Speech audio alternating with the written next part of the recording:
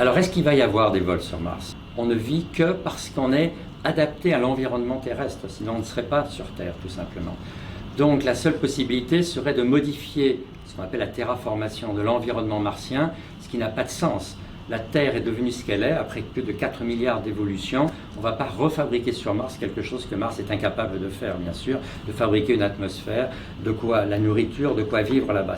En d'autres termes, si on va sur Mars, si on voulait envoyer des gens sur Mars, ce serait dans des habitacles avec de l'atmosphère terrestre et des nourritures terrestres, des bidons, exactement comme on fait dans un avion ou même dans la station orbitale autour de la Terre.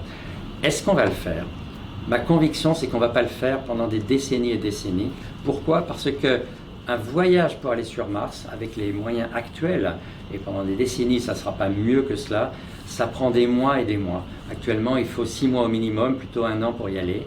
Donc ça fait 2 ans aller-retour. Surtout qu'il faut attendre que Mars soit revenu dans la bonne position. Parce que quand la Terre fait un tour, Mars n'a fait que la moitié du tour autour du Soleil. Donc il faut attendre que Mars soit revenu.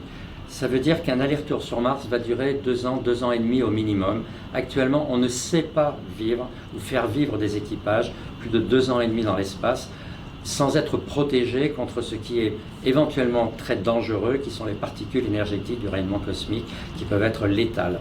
Ça, c'est la première chose. La seconde, c'est que il n'y a pas d'eau en quantité suffisante sur Mars. Et pour le trajet surtout, un trajet de presque 2 ans, il faut amener de l'eau.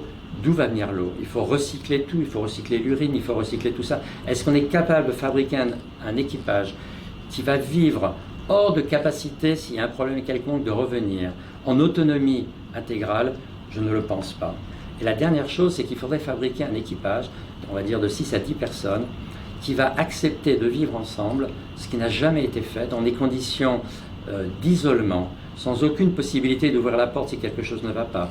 S'il y a une maladie sérieuse, qu'est-ce qu'on fait? Bref, il y a tellement de problèmes qui sont des problèmes techniques, des problèmes physiologiques, des problèmes psychologiques, que l'enjeu actuellement ne vaut pas cette chandelle-là. Et je suis convaincu qu'à l'échelle de tous les gens qui actuellement vivent sur Terre, on ne verra pas d'équipage aller sur Mars.